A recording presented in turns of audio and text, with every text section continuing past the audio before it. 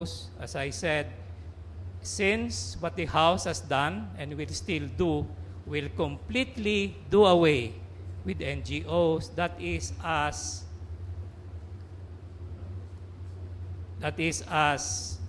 broad as the change would be, Your Honor.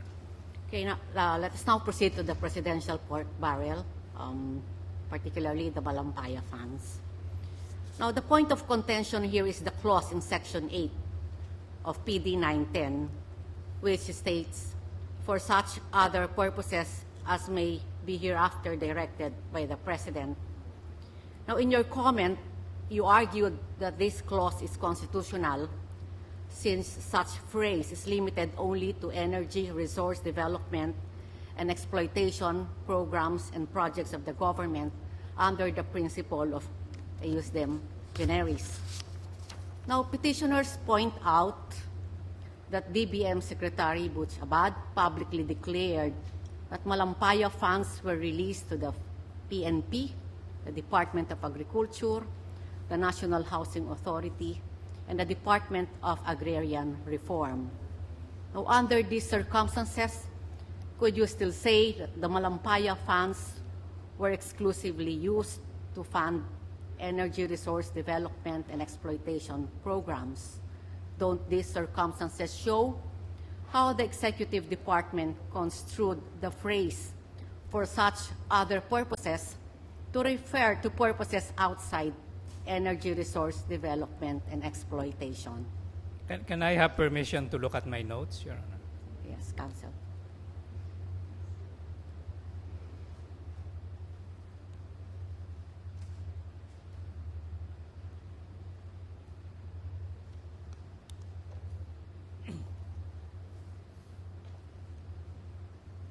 I have here a list, Your Honor, which came from the DBM. Disbursements in 2011. Can I go over the list, Yes, Your Counsel, Honor? please. To the National Power Corporation, fuel for SPUGs, SPUGs. These are the small power units, Your Honor. Subsidies to the small power units, the small cooperatives, 2 billion. So we say this is related to energy. There was a release, Your Honor, again in 2011, to the Department of Energy under the so-called Pantawid Pasada. You will remember, Your Honor, when there was a spike in oil prices, there was a subsidy given to, a fuel subsidy given to jeepney drivers and in proper, under certain rules, even to tricycle drivers. That was 300 million, Your Honor. And again, we say that was related to energy. DILG also got 150 million from Pantawid Pasada, Your Honor.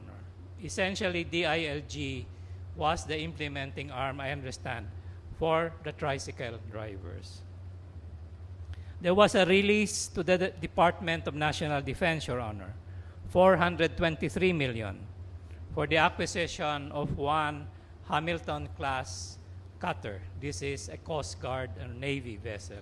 Again, the purpose is to protect the facilities of the Malampaya Find, which is in the West Philippine Sea. Again, there was another release for fuel for the small power units of NPC, 1.6 billion. There was a release again to the DND, upgrading of security for Malampaya. This was again for the Navy and the fortifications along areas in the West Philippine Sea. There was a release to the National Electrification Agency called for the Sitio Electrification Program, 814 million. Again, energy related. And then there is a loan facility for missionary electrification. It's a loan facility for missionary routes. These are the cooperatives that do not make money, so they are being subsidized. It is a facility through the Land Bank, 3 billion pesos.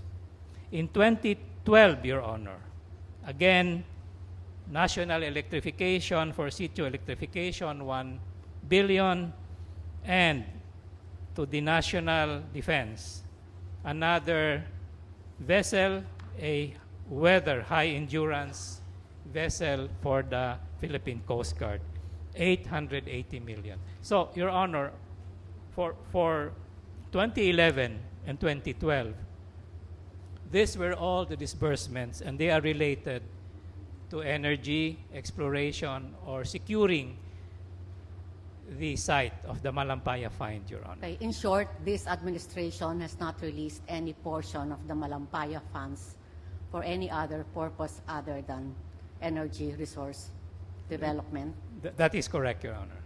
Okay. Now, if you are saying that the use of the Malampaya funds should indeed be limited to energy resource development and exploitation programs, could we just drop the phrase "and for such other purposes" in the law? The Congress can drop it, Your Honor, by amending the law, Your Honor. Okay. So can we proceed to the President's Social Fund?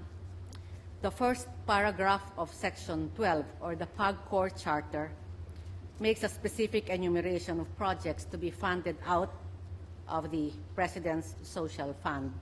Now, can you please read to us again what are these projects?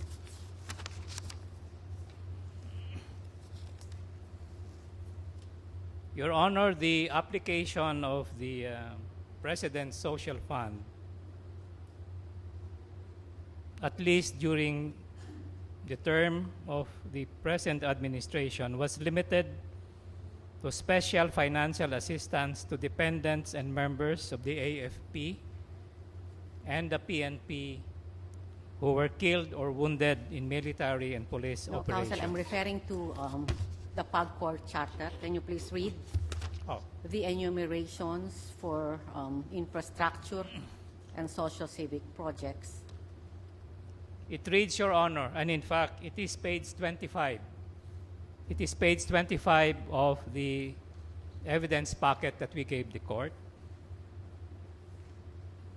Allocated to fund and finance infrastructure and or socio-civic projects throughout the Philippines as may be directed and authorized by the office of the President of the Philippines, Your Honor. Okay.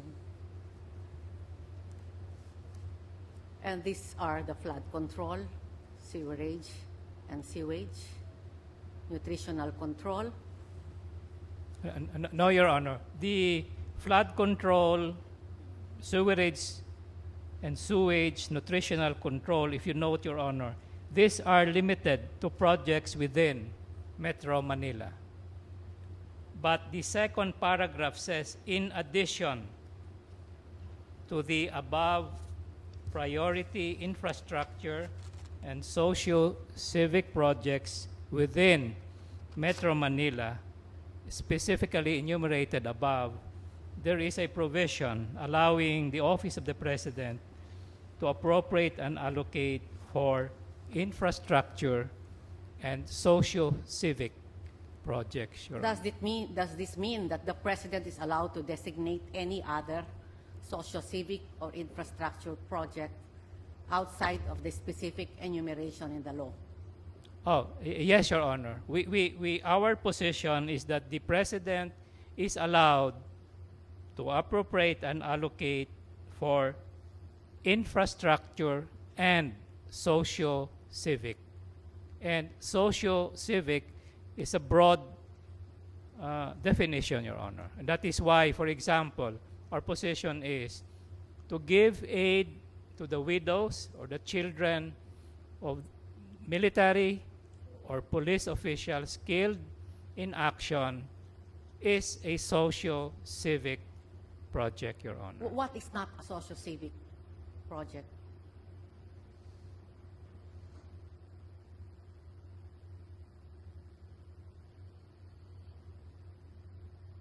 Well,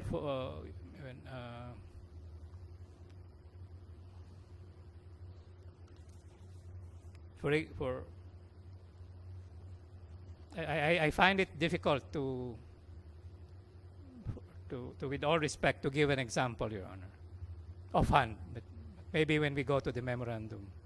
Okay. Thank you, Counsel. I'd like to call on the DBM representative.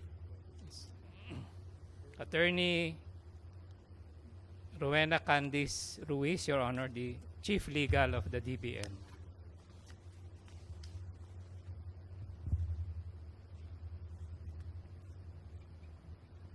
Good afternoon, Your Honor.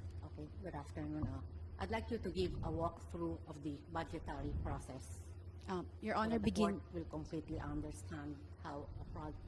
budgetary process operates. Your Honor, are you referring to the process of approving of the budget? Yes. Okay. We The follow. steps of the budgetary Yes, Your process. Honor. We follow, Your Honor, the process of the budget cycle as provided in the administrative code. It starts, Your Honor, with the budget call given by the DBM to the various agencies of the government to prepare their proposed budget. It is submitted to the DBM, and the DBM will now go through the evaluation process. We have the technical budget hearings, followed by the Executive Review Board, and thereafter we go to the DBCC for the final figures of the revenues and financing sources. Thereafter, we go to the President for final approval, and then submission by the President, Your Honor, to Congress. Congress will then deliberate the proposed budget following the requirements of the Constitution. Thereafter, the House of Representatives, Your Honor. Thereafter, the Senate will then propose and concur with amendments. In most cases, there are what we call the bicameral conference committee to harmonize certain provisions that are conflicting with the lower house and the upper house. And then it will be submitted, the enrolled bill will be submitted to the President for his or her final approval. And that's the time when the President will then make his line veto items of the budget. Okay. After the GAA is passed, can you detail to us the participation of the DBM as well as the implementing agencies, include also the participation of the NGOs in the process? Your Honor, you're referring to with respect to the release of the funds? Yes. Okay. Your Honor, as a rule, Your Honor, we at the onset, upon the effectivity of the GAA, we issue the budget execution guidelines that will detail all of the requirements for every category of funds included in the General Appropriations Act. Thereafter, we issue what we call the agency budget matrix. This cover most of the mandatory and the usual expenses of the agencies, so that at the outset they are already authorized to obligate. For those items, Your Honor, that require certain conditions as provided in the General Appropriations Act, the agencies will have to submit a special budget request. Upon compliance with the requirements provided in the GAA, the DBM will then issue the Special Allotment Release Order, or what we call the SARO. This is the equivalent of the agency budget matrix, Your Honor. But in this case, this covers only those with conditions. Is the notice of allocation issued simultaneously with the SARO? No, Your Honor. Because the SARO, Your Honor, is It comes only... after. It comes after. The SARO, Your Honor, is only the go signal for the agencies to obligate or to enter into commitments. The NCA, Your Honor, is already the go signal to the Treasury for us to be able to pay or to liquidate the amounts obligated in the SARO. So it comes after. The NCA is usually covered by an ANCAI, or an advice of notice of cash allocation issued to the agency, so that they are forthwith informed of the NCA that has been released to the agency. And this would the NCA, Your Honor, is